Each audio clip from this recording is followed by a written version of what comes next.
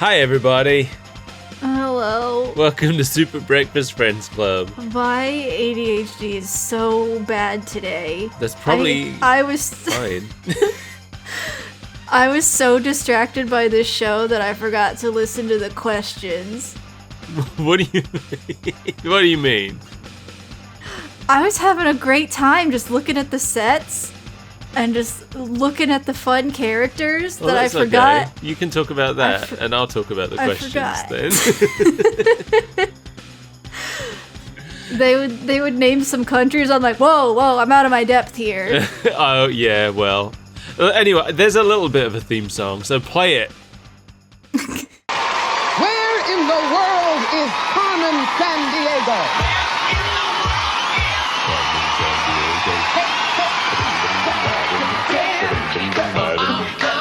And one of these people could find her. Angel Rodriguez. Declan Rios. Eric Morris. Today's episode, The Case of the Cribbed Traitor. And this man is Special Agent in charge of training new recruits, Greg Lee! Yeah, we came back to Carmen Sandiego. I forgot. I had it in my head that Mel picked this, but Mel has just reminded me that actually I said we were doing Carmen Sandiego. And the only choice I gave her was, do you want to do the cartoon or the game show? I had been thinking about the game show. So I was like, we've watched a lot of cartoons. We've watched a lot of anime. We haven't done any live action in a while. That's true. I wonder what the last live action thing we did was. Do you think it was Like a Dragon? Oh, it might have been. It might have been. That was forever ago. It has been a while. Let me have a look. What have we got here? No, it was the Papers, Please short film back in March. Oh, right. That was the last thing. And before that, technically, half of our last Zelda episode was live action. That doesn't count. Hey, Magic Johnson was there. He came out of so many doors. Actually, no, he didn't. He was stuck. Yeah, he never came out of that closet. The other guests have escaped, but not Magic. Yeah, before that, it was Like a Dragon, way back in December. And before that, it was Twisted Metal. I forgot we even watched Twisted Metal. I forget that we watched that until sometimes when I'm going through my camera roll, and I remember that I took a very brief video of the clown guy dancing in the van to send to someone. I'm like, oh, I forgot we watched that. Oh, yeah, we watched, this was the second episode. It's the third episode we've looked at, but this was the second episode that aired of of Where in the World is Carmen Sandiego. You know what I remembered randomly the other day? Yeah, I mean, no. I was in a geography bee when I was in elementary school.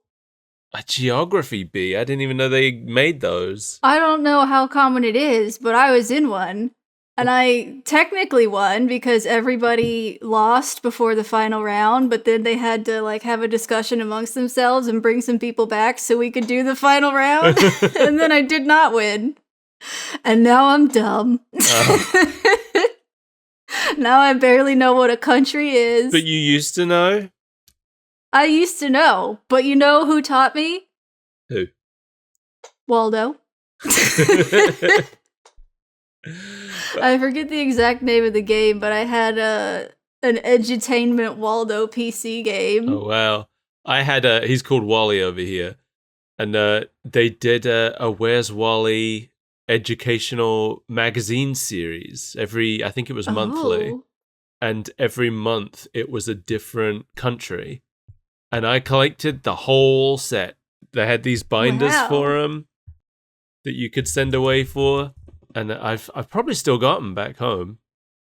I had all of them. It's like the only magazine series I ever collected all of.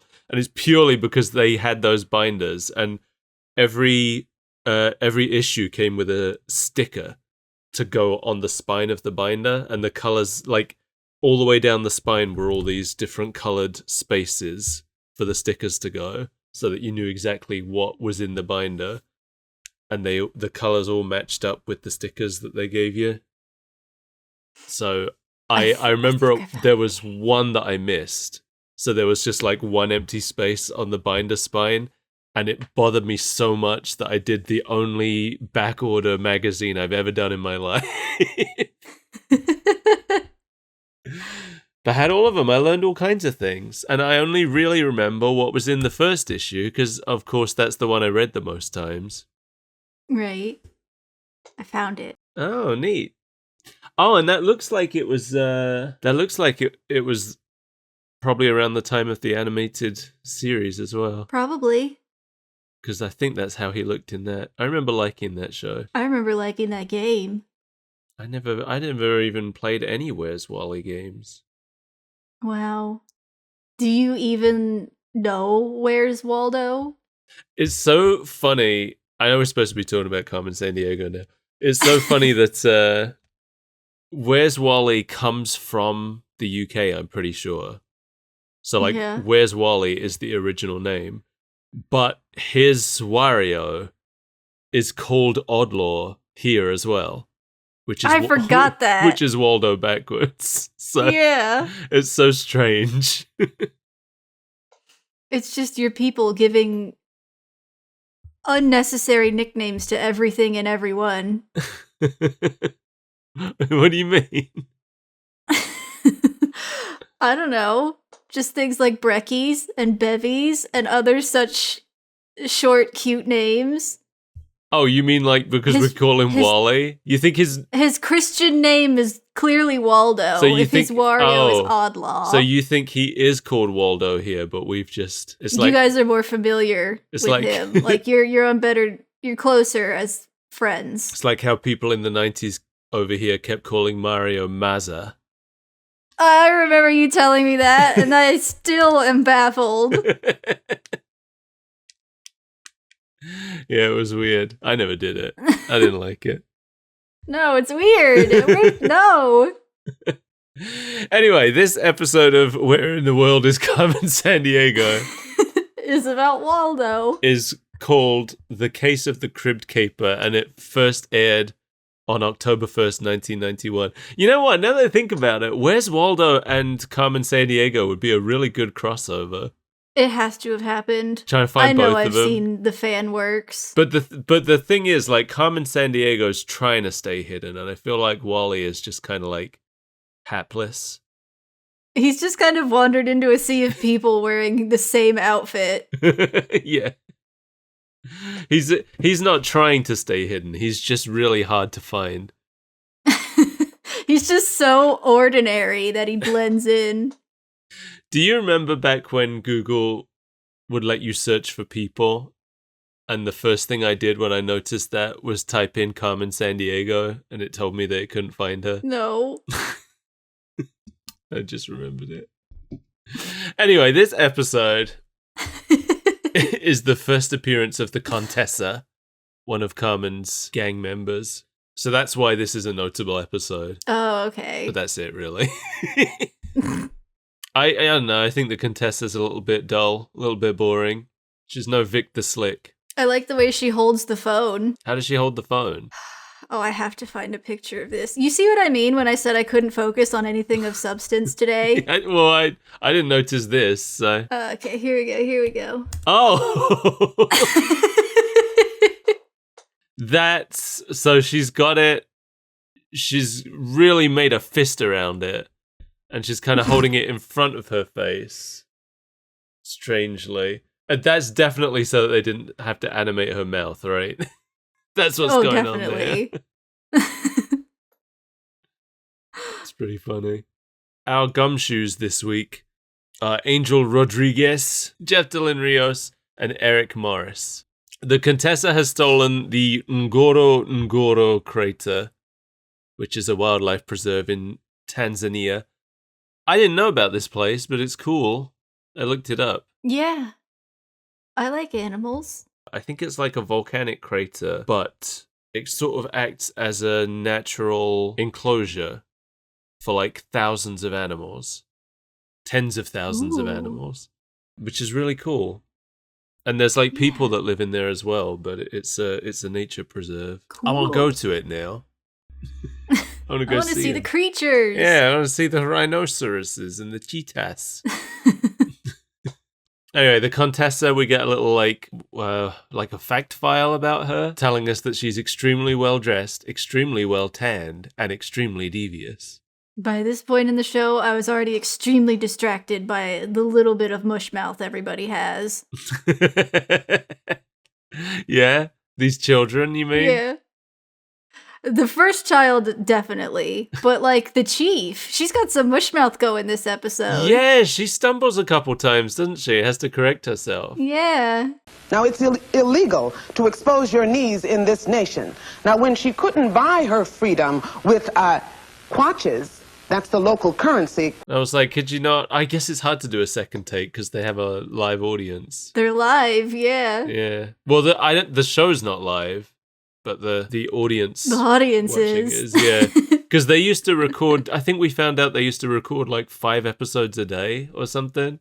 Right. So maybe this was late in a session and everyone was getting a bit tired. Because they didn't air them in the order that they recorded them either. Right. Because I know one of the ones we already watched, the reason we watched it is because it was the first one they recorded, but it was something like the 20-somethingth that they actually aired.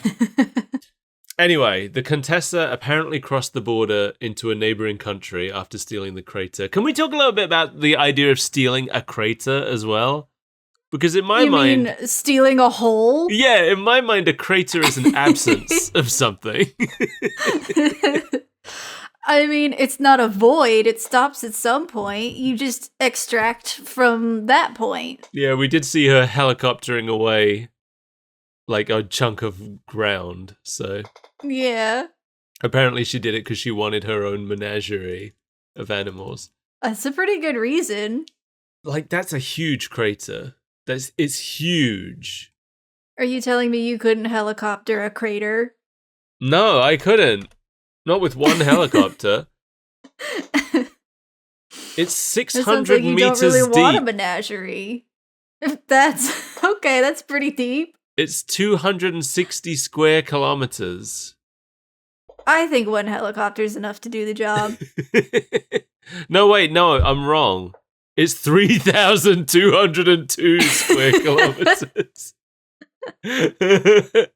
I'm sorry, that first number I gave was read from Google's AI, which obviously was very wrong. Wikipedia says it's more than 10 times that. Okay. So you just position the helicopter exactly in the middle, and it's a delicate balancing game. That was, I just want to say, that was such a direct example of why you just shouldn't ever look at the AI answer. We don't have time for that debate, Mike. We're 20 minutes into this episode. Do you disagree? No, I don't. You know how I feel about it. Then there's no debate. I'm just saying. There's somebody out there that wants to debate. Well, okay, whoever's out there. The AI answer was off by a factor of 10. Carmen Sandiego. So we're told that she's escaped into a neighboring country that borders both Tanzania and Mozambique, where kwaches are the local currency, and Chichua is the language. I think that's how it's pronounced. Or that's how they pronounced it, at least. So the options are Uganda, Malawi, and Zambia. I had no idea. No. I didn't even have a guess. This really sort of shows where I have a blind spot in my geography knowledge. There's a few areas that I don't know a lot about, and one of them is Africa, like Southern Africa specifically. I really don't know a lot about. I don't know a whole lot about South America either. I think in general, actually, now that I think about it, it's the Southern Hemisphere in general I don't know a lot about. I think I spent a lot of time as a kid looking at the northern part of my globe, and maybe not so much at the southern part. You actually were only given a northern hemisphere, and you just never questioned it. We couldn't afford both hemispheres. I got the one I was in, and that was that. This is the one most relevant to my life. No, because I'm Australian too, so. Sure.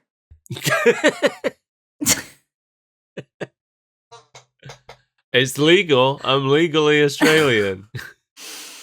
Okay. Anyway. Every one of the kids chose a different answer, so we know at least one of them has to be right. But I kind of think they were all just guessing. There's been several in this episode where it's clear one of them is just guessing. Yeah. The correct answer was Malawi, which is the one I would have been least likely to guess because it's the one I have heard the least about. So obviously it's not involved in anything. Yeah.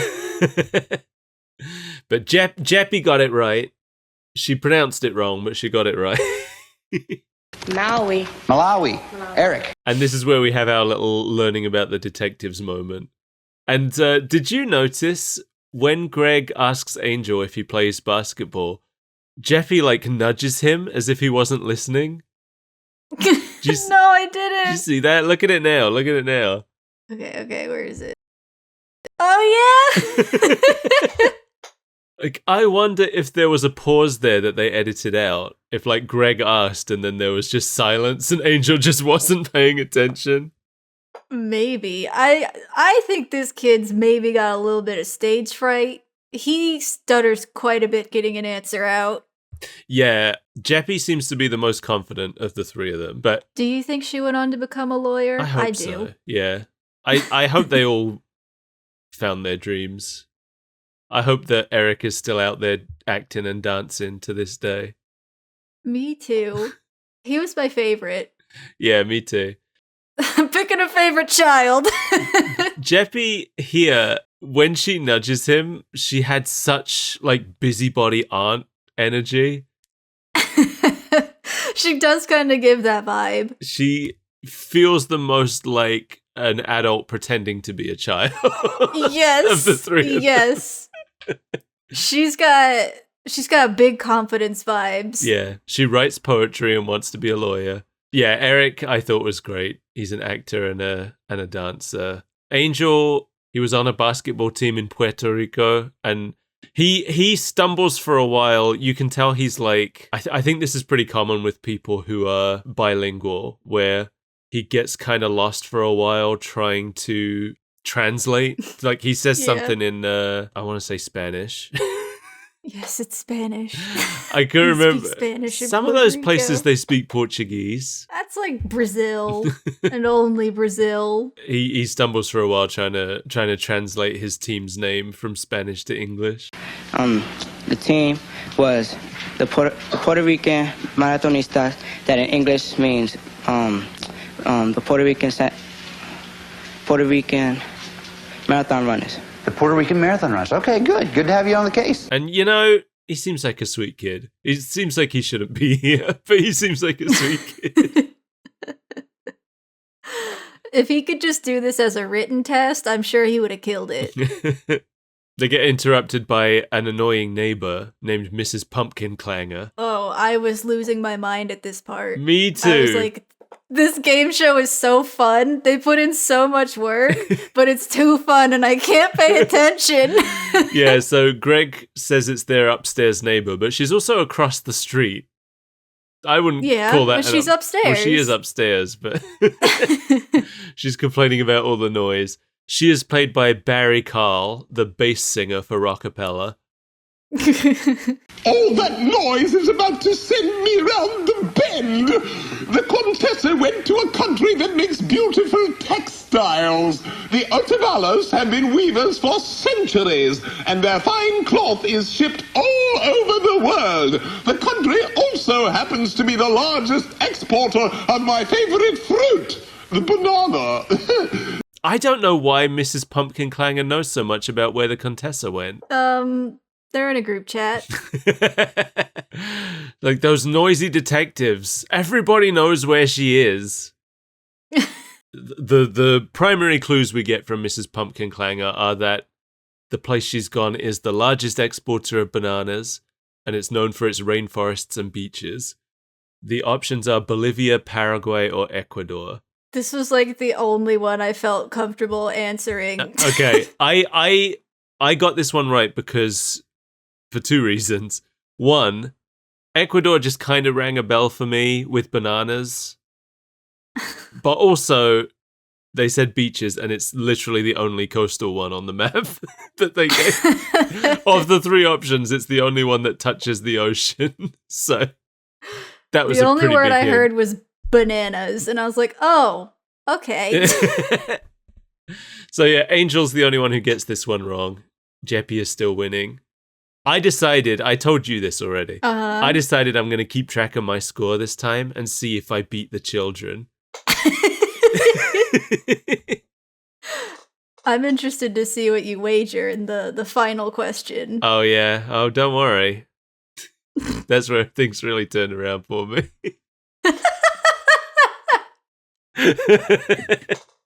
Okay, I think I know how this is gonna go. My score at this point was 60. I can't remember if I was winning at this point. I don't think I was. I think Jeppy was beating me. The chief gets a call on a phone made of office supplies. Again, I was so distracted by what was happening that I forgot to listen. I'm thinking about things that happen later, and I'm starting to remember, and I'm thinking, I see where you're coming from. I was having a hoot. She pulls out a magnifying glass that extends an antenna and talks into it, and I didn't hear a word she said. I've been thinking a lot about magnifying glasses lately. I used to have one when I was a kid, and there's a lot of things like this that I used to have when I was a kid that I don't have now, and I'm like, I should get some of those things again, you know? When are you ever going to use a magnifying glass in your adult I life? just sort of like play with it. Sometimes I want to look at things, and I want a magnifying glass. Sometimes you want to follow an ant all the way back to its home. It was just a really cool thing to have, you know? Is it just something that kids have, a magnifying glass? I think so. Is it just a child's toy? I think that's just a child's toy, unless you're like actually in a field of science. You have to be a child or Sherlock Holmes to have a magnifying glass. You have to be a child, a detective, some kind of like microbiologist. You don't use a microscope, you use a magnifying glass. Or like the globe as well. I don't have a globe anymore. I miss my globe. that's definitely a kid's thing to teach kids like real basic geography stuff. Well, it's also just a cool thing. And you know, Well, that's true. Like, I made it sound like adults never have them. I think adults tend to go the map route, and they'll put, like, pins in places they've been. my grandma has a globe. She got one a couple years ago. And every time I go there now, I'm like, oh yeah, the globe. I want to go visit the globe. It's like held up by a magnet, so you can just sort of unclip it and hold it in your ding-dang hands. The entire world as though it is you who is Atlas. Like, how cool is that? Why don't we want to do these things as adults? I mean, I do. Like, I'm saying it right now. I want to do these things as adults. Because that would cost me money and take up space in my limited space apartment. You know what I have as an adult that I always wanted as a kid and I never had? Lava lamp. No, I had a lava lamp as a kid and I don't have one now. No, That thing where you touch it and it's lightning. That's the thing! Yeah! How did you know? After I said lava lamp, I was like, wait, I think he told me he had one of those electric ball things, because that was going to be my second guess. My family got it for me because I just mentioned. But there's a lot of stuff like I had when I was a kid. Like I had, what's it called? A Newton's cradle where you like let the balls clack. I had one of those when I was a kid. The executive toy? Yeah. And I had this thing where you flip it and all the sand runs down and you just watch it. You know what I always wanted as a kid? What? A drinky bird. You could get one, Mel.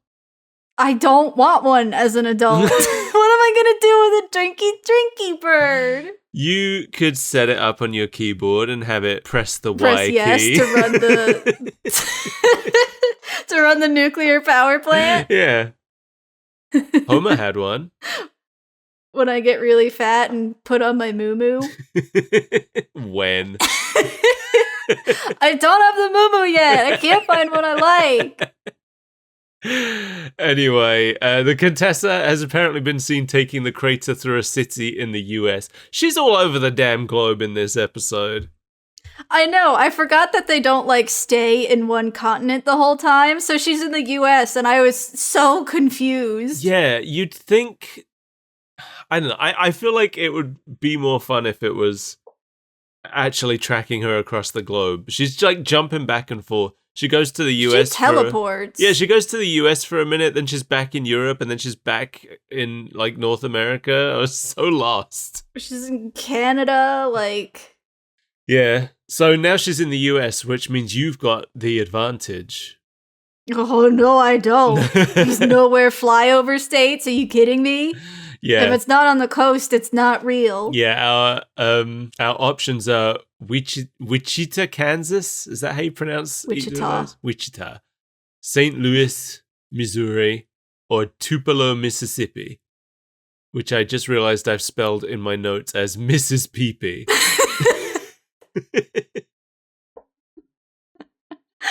Stupid. And the clues are that it's the Show Me State. It has the Ozark Highlands and the Mississippi Lowlands, and it's the state's largest city. None of which meant anything to me. No. My guess was St. Louis, but that was just a gut feeling based on the chief mentioning a zoo and me vaguely remembering St. Louis having a zoo. I was right. It was St. Louis. It has the Mississippi lowlands, but isn't Mississippi. So that was my rationale. Yeah, I did think, since she said Mississippi lowlands, I thought, oh, does that mean it's Tupelo? But then I was like, wait, the Mississippi goes through like 10 states, doesn't it? I think it's 5. Well, that's more than one. Oh, wait, no, because I'm just thinking of the ones on one side. You're right. There's a whole world of states on the other side. Yeah. The Mississippi's big. It is. I just remember in elementary school, they taught us how to remember the ones on one side of the Mississippi River, but we just ignore the ones on the other side. They're not real. Is it the side closest to you that you learned? No. Oh. Because I was going to say maybe over in California, they're just learning all the other ones and ignoring your side's ones, but... No. We learned about Mimel, because, like, if you look at the states that the Mississippi runs down, it kind of looks like a man with a funny shoe on. But you just ignore all the states on the other side of that. It's not worth it. That doesn't make a funny man. No, it doesn't. Children will never learn this. If there's not a funny man involved, the children will never learn. Here. Oh, why did it not copy? Why are you not doing what I said, computer? There. Yeah. So it runs down Minnesota, Iowa, Missouri, Arkansas, and Louisiana. But we just don't care about the ones on the other side of that equation. Yeah. Well, don't worry about it. I don't. My score at this point is 70. This time, Jeppy is the only one who got the answer wrong, which means Eric has caught up to her. And you know, fall from grace. I was rooting for Eric. Things go really badly for him, but I was rooting for him. They don't go that badly. He holds his own for a while. He loses. Spoilers. Yeah, but that's because Angel bet so much money. I know, that's all it was. All right, lightning round. We're at the lightning round now.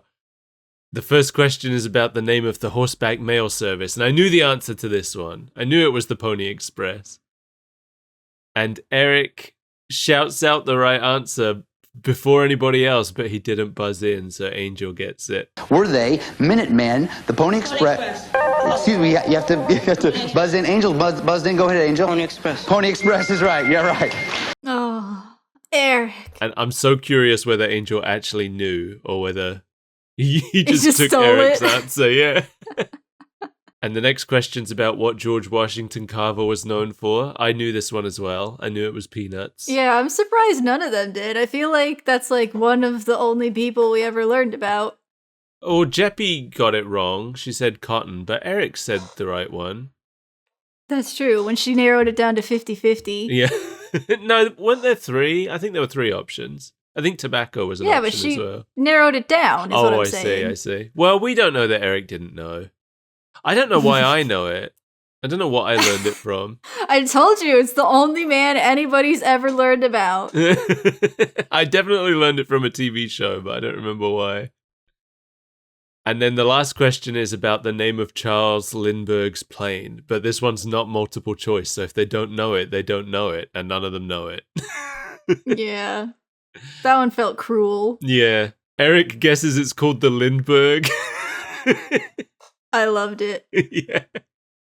The other 2 don't even make an attempt. There's just a quiet moment of awkward silence as everyone refuses to answer. Name is plain. Eric. The Lindenberg? Sorry, that's not what the answer we're looking for. Angel or Jeppy? Nope, out of time. I was proud of him for trying. Yeah, me too. So the answer is the Spirit of St. Louis, and I did know that, but I didn't get it right. I've heard that name. Yeah, I didn't conjure that knowledge in the moment. My brain was just going, it's the Spruce Moose! That's exactly what I was thinking! Get in. Yeah, for anybody who doesn't know, the Spruce Moose is a plane that Mr. Burns came up with. It's an obvious parody of the Spruce Goose, which was the real plane, but... It's a toy plane. Yeah, he's made a toy plane. Smithers, I've designed a new plane. I call it the Spruce Moose, and it will carry 200 passengers from New York's Idlewild Airport to the Belgian Congo in 17 minutes. That's quite a nice model, sir. Model? And then later, when he decides he wants to go back to the power plant, it's the one where he's left the power plant and made a casino and then gone crazy.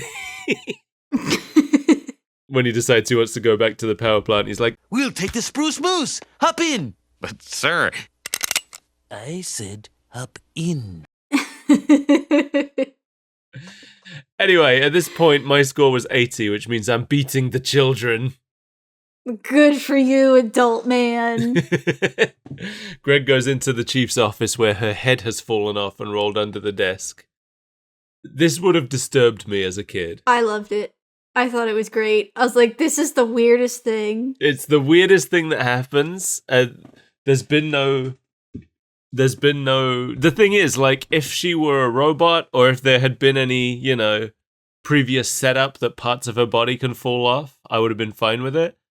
But because she's always just been presented as a regular human and now her head's fallen off, I would have been disturbed by it. You're expecting an awful lot of logic from a wacky wild kids show. Yeah. Don't. I mean, that's not an awful lot of logic. The people's heads don't just fall off and roll under the table and they're fine. I feel like I would have just accepted it. Yeah.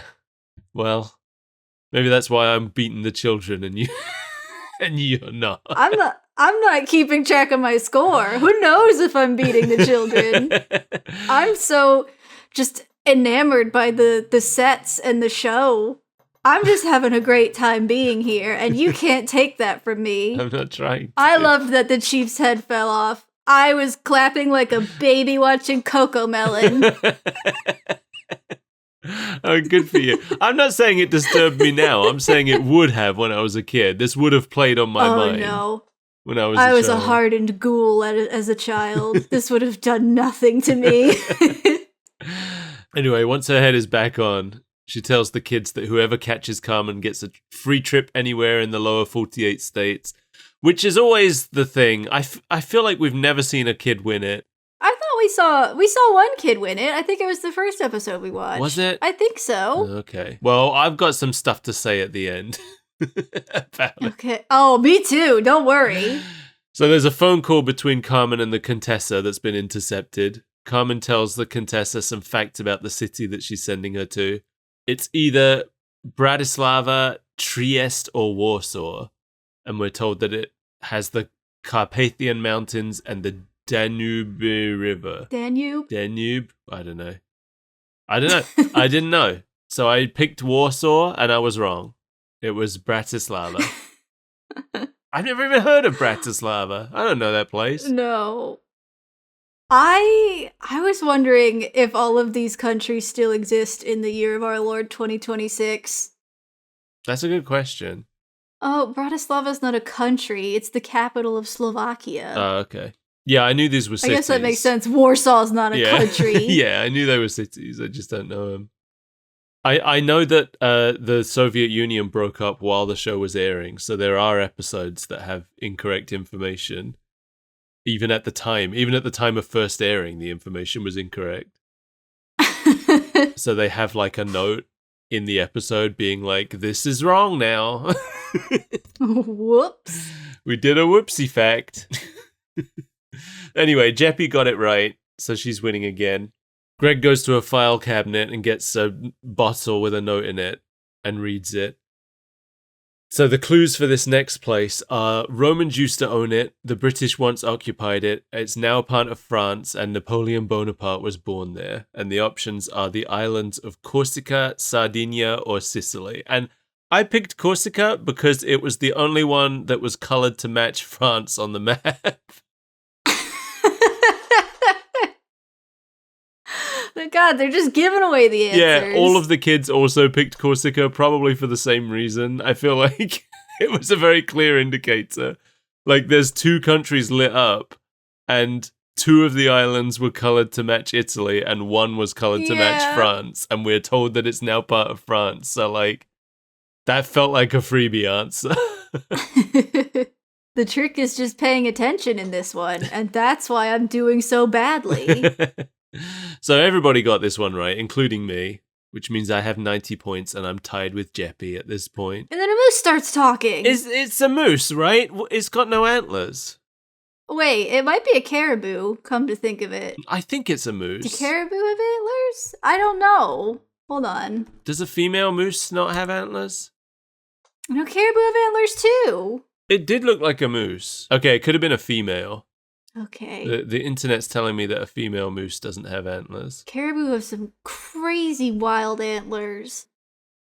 Oh, also, I guess their antlers fall off. Well, I wasn't sure if it would be the same as...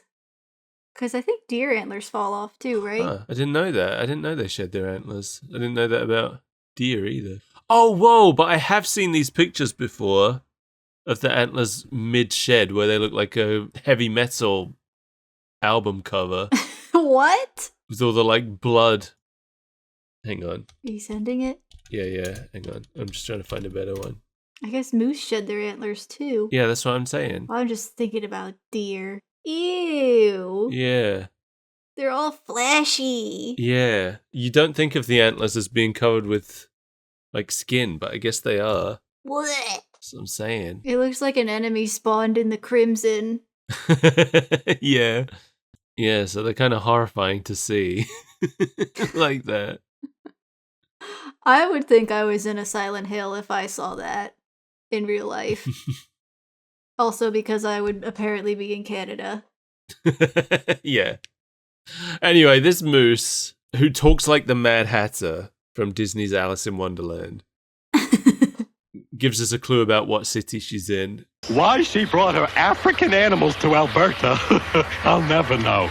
We're told the clues are Alberta, it's a cold, snowy place, and the Flames play hockey in the Saddle Dome there.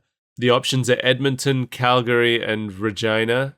All I really got from the clues was Canada, so I guessed Calgary, and I got it right. I was so distracted by the moose. Again, I forgot to actually listen to the hints. Yeah, if a moose came up to you and started talking like King Candy, started flapping its gums at you, I feel like you wouldn't actually take in anything it said. No. Nobody would. Nabedy. Anyway, the kids all got it right. They probably knew more about Canada than I did. So I'm still tied with Jeppy with 100 points. And now it's the gambling round, right? And now it's when you put all your money in because you live there. The options are Dublin, Edinburgh, and Oslo. All places I've been to. You know, one place that I've lived. So I figured I'll just risk the full 50 points that I'm allowed to. And then the dying informant enters. We've seen dying informants before. I forgot about dying informant. They have the most fun, I feel like, of everybody in the show. I had fun. There was already a chalk outline on the ground, and he just lined himself up with it. I didn't even notice that. That's great. Like, he falls down once, but then he gets up to see where the chalk outline is, and he scooches into it. That's incredible. Yeah, I like it. It's fun that he's playing the dying informant, but they make it very clear that he's acting. Oh, my. Oh, my. That was great. You're good. Thank you. Yeah. Hey, you should see my Hamlet. I'd love to see. The dying informant, ladies and gentlemen. I guess so they don't scare any children. He doesn't get back up, but or at least we don't see him get back up. He spends the rest of the show on the ground. I would. And nobody addresses it. If I played the dying informant, I would. Though I have a feeling, I didn't check, but I think he might have been another one of the members of Rockapella, so he probably he was. He probably had to get back up. When the Rockapellas came back around, I was like, I'm pretty sure he's one of them. Yeah. He says that he saw the Contessa at the theatre festival north of England and where Queen Mary ruled. Then he makes a Citizen Kane reference and dies. And I knew this one. I straight knew this one. It's Edinburgh. That was very easy for me. I had a kind of an unfair advantage because I've been living an hour from Edinburgh for the past decade or so. All the kids got it right. All the kids pronounced it wrong, which I thought was very funny. That's how we pronounce it here in the States. That's how it's spelled. Greg it's got you it that's right. wrong. Greg got it right. Yeah, because he's paid to know these things. He also knew the name of the crater. Every time one of the kids said it wrong, he corrected them, but the others still all said it wrong. Edinburgh. Edinburgh is right. Nice job. You go at 40. Edinburgh. Edinburgh, nice job. Edinburgh. Edinburgh, that's good. We had Edinburgh and Edinburgh. Yeah, that one was a little bit. But none of the kids bet as much as I did, so I'm winning by a lot now. I have 150. Second is Angel with 125, who just swooped in from last place because he made the biggest bet. Yep. It was a smart move. Yeah, he bet 40 and the other two only bet 10, so even though they got it right, they've been flummoxed. I feel like every time we watch this, the kids are super scared to bet anything. But they're usually closer, I think. It's because they're young. Points. They haven't learned yet. When you get older, you learn. Just bet it all. Like, what's the worst that can happen? You win the best set of prizes? No, they didn't even win the best set of prizes. Hey, Eric, he gets booted from the show, and I think he had the best set of prizes, personally. Yeah, that watch and sweatshirt. He got a World Atlas. Yeah, he got a Carmen Sandiego watch and sweatshirt, which you're not getting anywhere else. And he got a subscription to National Geographic World. It doesn't say how long the subscription lasts for. Probably a year. Yeah, those are pretty good prizes. All right. I don't want a world band radio. I'm going to be honest. All right, I can listen to radio from all around the world. I don't understand most of those languages. I just thought you would want the grand prize to be able to go to Kansas. Nobody gets the grand prize. Flyover state. Nobody gets that. We'll get to that. We'll get to it because I have things to say. Me too. So we get a briefing on Edinburgh, which is where the Contessa is. And it was so weird to me to see all these 80s photos of a place I moved to in the 2010s. There was like looking back in time to a time before I was there. It's so strange. It's like going to a Ren fair. But now it's time for the board thingy where they have to flip the panels to collect the loot, the warrant, and the crook in that order to get the chance to catch Carmen and win the trip. I don't like this round. I'm going to be honest. There's no knowledge involved. It's just a memory game. Yeah. And it takes them so long to find anything at all this time. Yeah. It's just like a full... I feel like it's more than a full minute of just them flipping things and there being nothing there. Edinburgh Castle. Edinburgh Castle. Nothing there. Okay, Jeppy. Outlook Tower. Outlook Tower. Nothing there. Angel. Picture gallery. Picture gallery. Nothing there. Jeppy. Mercat Cross. Mercat Cross. Nothing there. Angel. Royal Scottish Museum. Royal Scottish Museum. Nope, nothing there. That's just bad luck. Yeah. Eventually, Jeppy gets it. The Contessa is captured. Angel goes home with his world band radio so he can listen to all the radio stations that he can't understand. I thought he got the Walkman with a bunch of CDs, or is that the other way around? Yeah, that's what Jeppy gets. Okay. The Contessa calls Jeppy personally to drop Carmen in it too. Just like, if I'm going to jail, Carmen's going to jail too. All you have to do is follow the ghost of Fox's dad, and then you're safe. Carmen's in South America.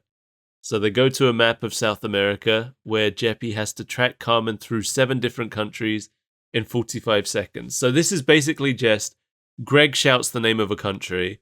Jeppy has to grab a beacon and put it on that country. And she's got 45 seconds to do 7. And she is great. Like, she's allowed to get 2 wrong, but she never does. She gets them all right first try. But she still falls short.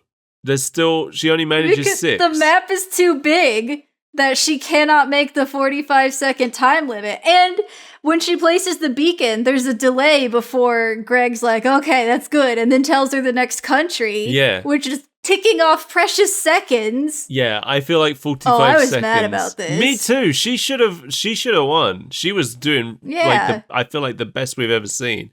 I feel like give her 60 seconds. Yeah, 45 seconds is an unreasonably short amount of time for a child to place beacons on 7 countries on a giant floor mat. Right, if you have to physically run those beacons from point to point and come back to the starting point every time, that's an you're insane a nerd. Ask. And you're a nerd! It's just, she's a poetry kid. She's a lawyer. She wants to be a lawyer. She is not athletic. There's no time to be running around the track. She's got to learn litigation. See, this is why Angel was on the show. He would have killed it on this round. He would have bounced those beacons like basketballs.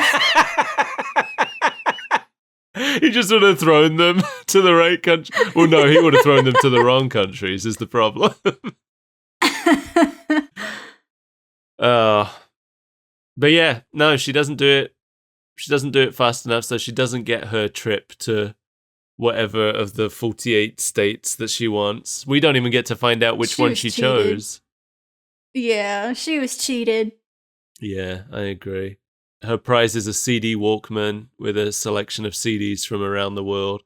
I also feel like that's a less good prize. Like, you could just get that. I already had that when I was a kid.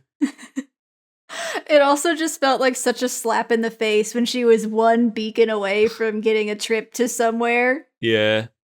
And she seems to take it well, but what can you do? You know? Right. What's the point in having throw a temper tantrum on live TV? I mean, I absolutely would have been TV. like, I wouldn't have thrown a tantrum, but I would have been, I wouldn't have been as happy as she was at the end. I would have been like, come on, man. Give me a break. I wonder if they extended the time in later I was wondering the same seasons, because it's the fact that she never made a mistake. It's the fact that she got every single one right and still lost. That's what really bugs me. I wonder if that was the episode where they're like, "Oh shit." Yeah, I wonder. Maybe we should increase that a little bit. Yeah. Carmen Sandiego game show rule changes, let's see. They did make a change to it from season 2 onwards. It took them a whole season? Yeah, but the change they made is that now, instead of having to identify 7 locations, they have to identify 8. What? So, they didn't increase the time, but they gave them more to do? They made it harder. Apparently, in 2 early episodes, when the map was Asia, they increased it to 60 seconds, but only for the Asia map. Because it's so large? Maybe. So they made it even harder than this. What are you guys doing? Come on. Yeah. Wow. They really didn't want to pay for kids to go places. They certainly didn't. Like, it was already something that they're like, no Hawaii, no Alaska. You pick from what you've got here at home. Yeah. That already gets rid of the best state. Yeah, everyone would pick Hawaii if they could. I hear Alaska's beautiful, but I don't really want to go. No. Because it's way too cold. No. I would, yeah. With the options available, I feel like most people are probably picking something on the West Coast. Yeah. Or like Florida, maybe. New York if they live far away from it. But I think the show, wasn't it filmed somewhere East Coastal? Can't remember. Beats me. Yeah, no, it was filmed in New York. Okay. First in Manhattan, later moved to Queens. So probably nobody's going to pick New York. Yeah. Well, anyway, that's the end. Now we get played out by Rockapella. Do it, Rockapella!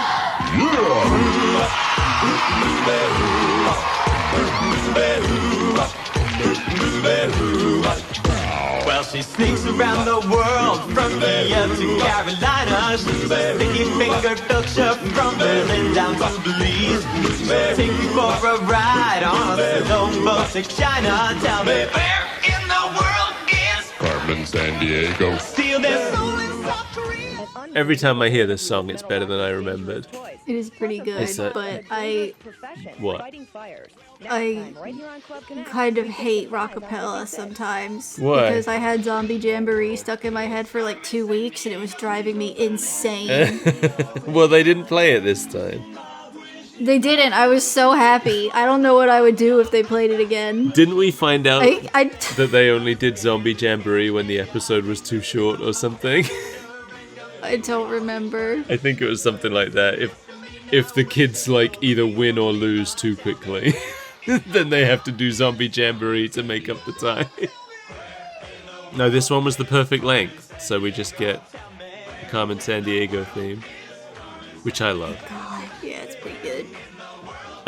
That's it. What do you think?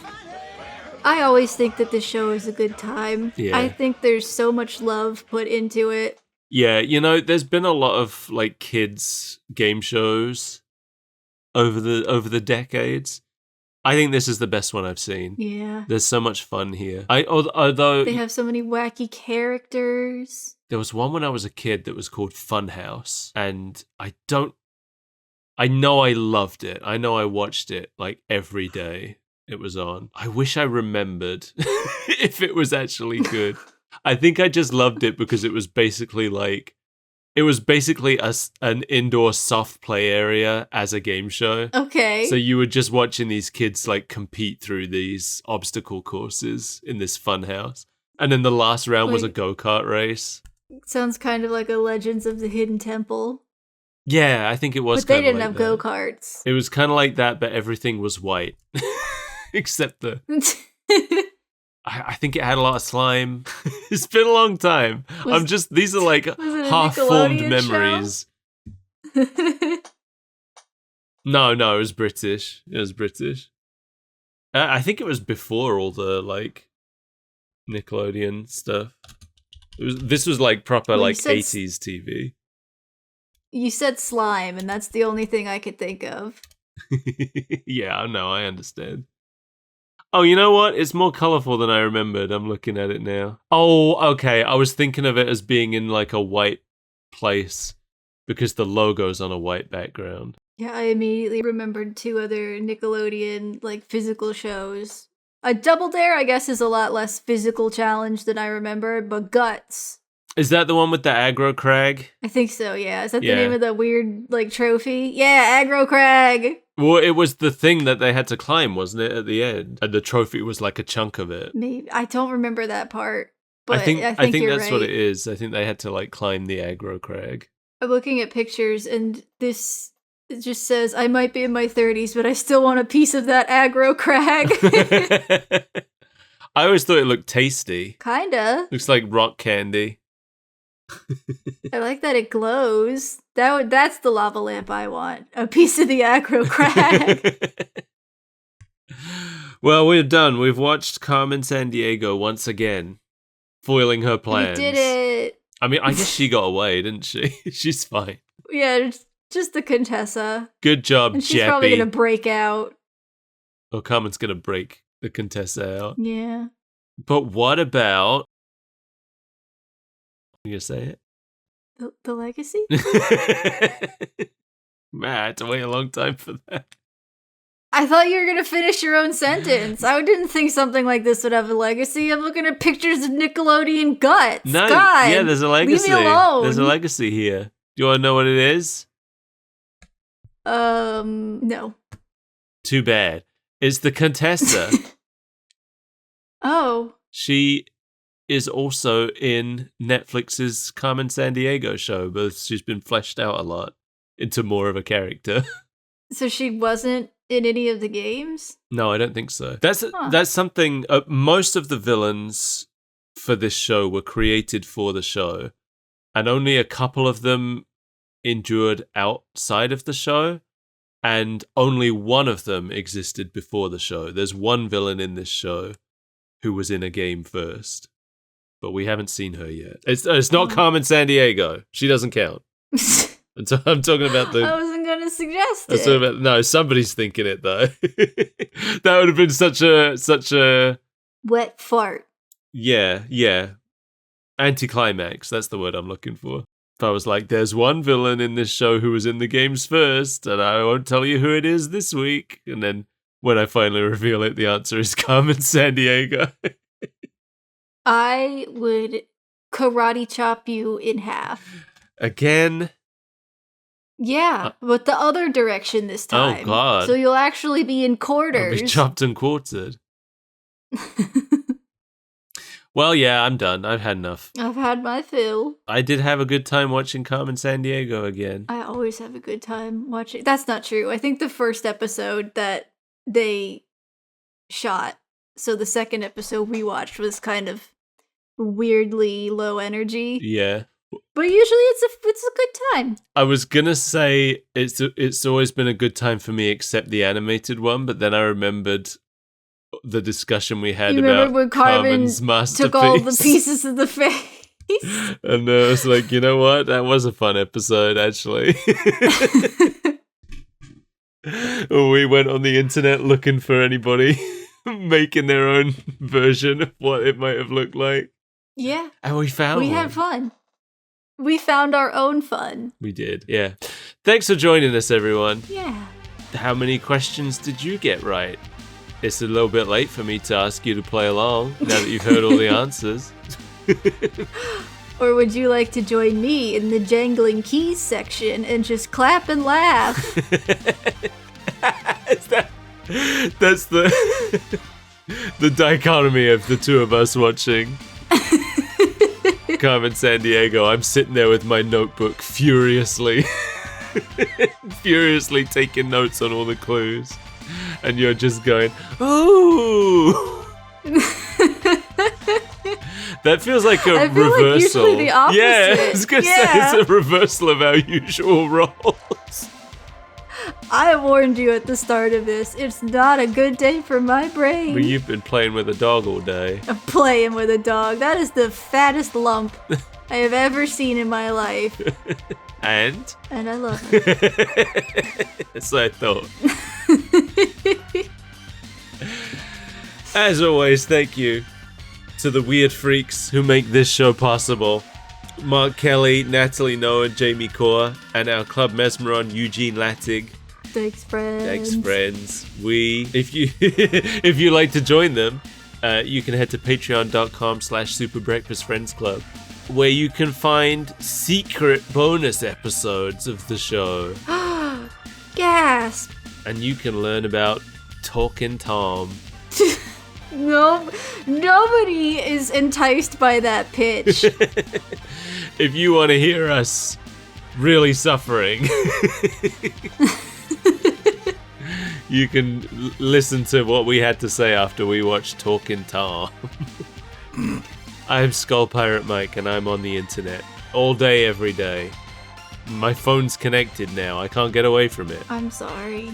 Remember the old days when you couldn't be on the internet all the time because your parents had to use the phone. Yeah, I remember having to ask permission to use it because it would tie up the phone line, and it was so slow. I remember my mom would pick up the phone to try to call somebody, and she would hear internet noises, and she would yell at me. Yeah, what a dark time for humanity. Bye!